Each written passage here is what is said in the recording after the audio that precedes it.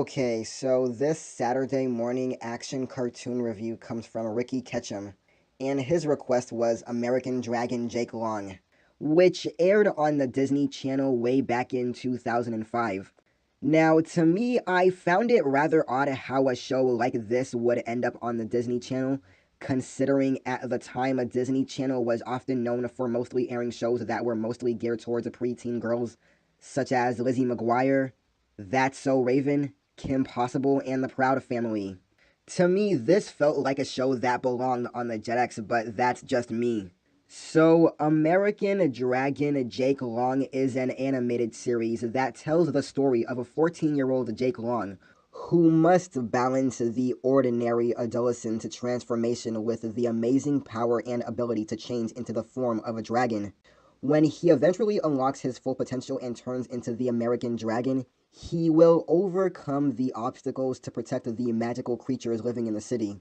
But as his ordinary self, Jake Long can't conquer his huge romantic crush on the pretty blonde schoolmate Rose, who, unbeknownst by Jake, has a dark magical secret of her own.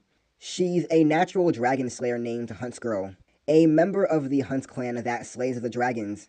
Jake navigates the city with his fellow skateboarders Trixie Carter and Arthur P. Spadinsky, aka the Spud. And when he gets home, it's to an extended family of a business dad ordinary from the Midwest who doesn't know he's married to a family of dragons from the Japanese wife of Susan, Jake's maternal grandfather Laoshi, who recently immigrated to train his grandson in the magical mystical ways of the ancient dragons, his younger 7-year-old sister Haley, a nascent dragon, and his grandpa's gruff sidekick Foo Dog. Jake battles the evil monsters and fights the Huntsmen, a group of secret ninja type of people with the cool staffs that spew energy stuff and hunt the magical creatures. Now, I've already mentioned earlier that Huntsgirl is actually a Rose, who actually works for the Huntsmaster herself. It was revealed later on that Rose has a dragon mark tattoo on her hand whose tail whips around her arm. And back then, when I saw the series, I knew that Rose was Huntsgirl even before I saw the first episode. I mean, seriously, how many blondes with blue eyes with similar voices are hanging around these days? The animators would have to have given them a different hairstyle or something. The fact that Jake didn't realize this was weird. But then again, it's just a TV show. At the end of the first season, Jake and Rose have discovered each other's identity, and Rose disappears much to Jake's sorrow. The second season, which just started, picks up after a few months after the first season ended, and there's new animation. At the time, I had very mixed feelings about the new animation style.